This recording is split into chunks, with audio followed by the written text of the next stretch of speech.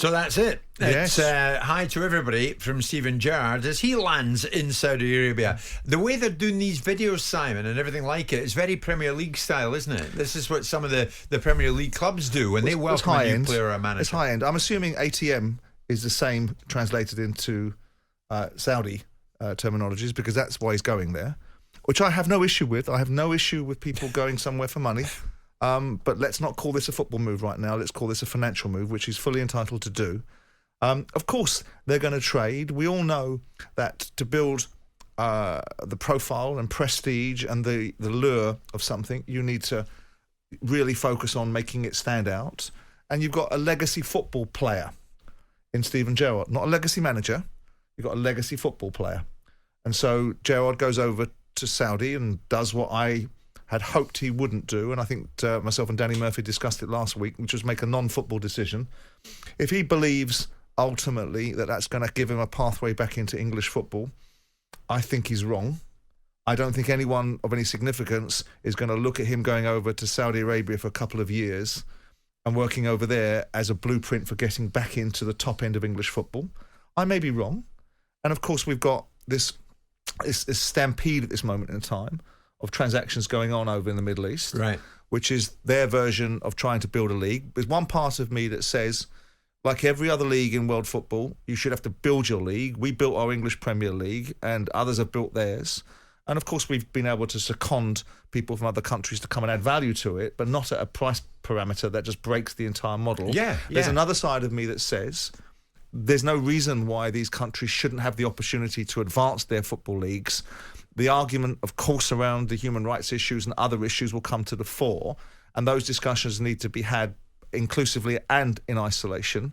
And the only thing I have ever objected to is the consequences of Middle Eastern money, the consequences for everybody else. Not the ramifications instantaneously, but the long-term effects of it. If these guys stay throwing this kind of money at this particular project, it will have a ripple effect on every other aspect of football around the world, and that's why I'm uncomfortable with it. Gerrard wants to go there, and they want to use the imagery of Liverpool as a brand name of football to be able to shoehorn attention on them.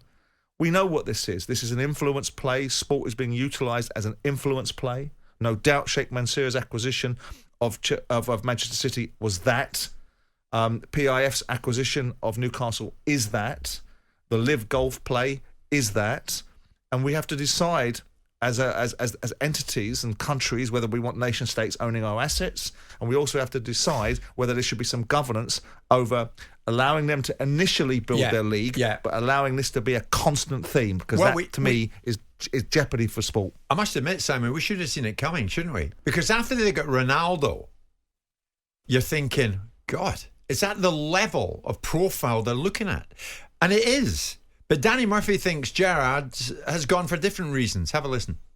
I spoke to him briefly when he was deciding the first time a few weeks ago. He was wanting a football project that he knew he could have some sort of benefit from and actually learn something and actually improve his coaching and get back to work, if you like.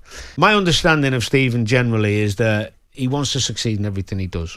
And although we're all tempted by extra dough, he's got plenty of dough. If you don't have any other opportunities and you are not working and you're not practicing your skill, you're not coaching anybody, whether it be, Liverpool under-18s, whether it be in Saudi, whether it be wherever. If you're sat on your backside doing nothing, you're not learning anything.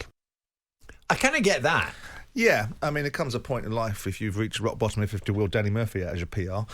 But look, the bottom line is that I can understand a manager like Benitez going to China with a body of work that stands the test of time.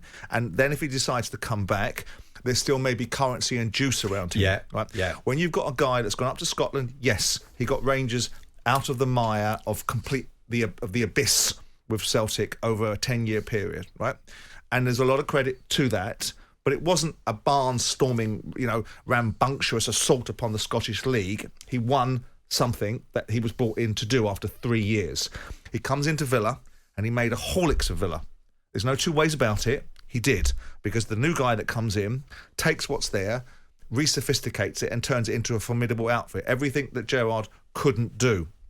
So he goes now to Saudi with a football project in mind. Football is the gatekeeper to the financial return. Steven Gerrard would not go to Saudi Arabia if the salary of the Saudi Arabian opportunity wasn't significant. So it's not a football decision, it's a financial decision with football attached to it.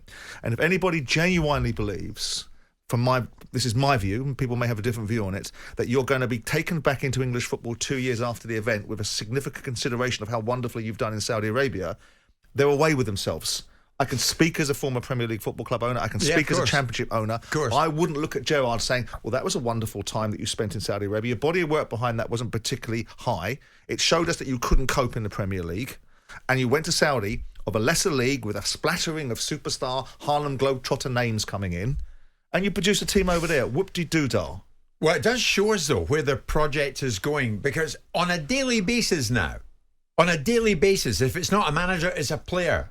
It's a current player. Yeah. Ruben Neves last week, he was seen as a game changer. This morning, it's a Celtic winger, Diogo Jota, who's moved to Al-Ettifaq, and Celtic have got 25 million out of it. Yeah. So all of a sudden, this has changed dramatically. The landscape has changed dramatically. And as I say, we're expecting a trio of big decisions to an extent, to come out, big announcements. Digitally, right, and image-wise and iconography. Cristiano Ronaldo going to Middle East, fantastic. He's 37 years of age, right? So he's at the end of his career. Ruben Neves is a big name in Wolverhampton. And he's a decent name for Portugal, but he's not going to give you that profile. He's a decent player going over there. Nuno Espirito Santo going over there as a manager. Okay, he's a current manager, but he's not a manager that all the eyes are on the prize, I agree. Except Daniel Levy. But they're not just doing this. All these Saudi teams aren't just in this to play each other. No, I understand they're not. So obviously, what people will do is say it's a slippery slope. What's next? They're going to buy UEFA. They're going to buy the FA. They're going to buy the Premier League. No, they're not, right? But notwithstanding that, there is no doubt that the wonderful iconography of sport is a wonderful opportunity. If we don't want to call it sports washing, it's image enhancing. Look at these wonderful, shiny, beautiful things that we're doing in sport. Don't look over here. Look at this. Look at the access it gives us. Look at the people that we can now talk to through sport in a very different voice than the one that we currently have. Now, I'm not in the camp, and neither are you, about going over to other societies and lecturing them at what stage in the development they're at. I'll let Amnesty International do that. That's their job. Right? Yeah. And of course, by the very nature of them wanting Gerrard and people to speak out, it's unrealistic. They ain't gonna. But what it does do is, by Gerrard going over there in some reverse psychology, what it will do is it'll keep the subject of the scenario of Saudi, the Middle Eastern, in the news, because Amnesty International will keep on talking about it because Steven Gerrard's there. Yeah. So it has this reverse effect. They're not going to get Gerrard to go over there and be their poster boy.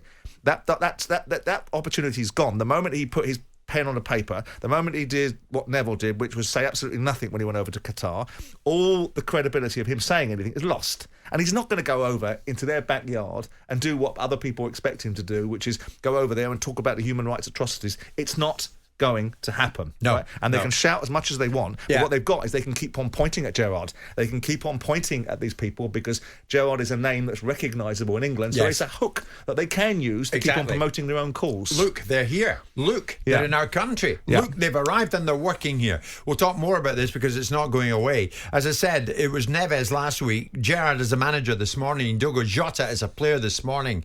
This ain't going to stop. Jim White and Simon Jordan. Monday to Friday mornings from 10 on AM, on DAB, via the talkSPORT app and on your smart speaker. talkSPORT.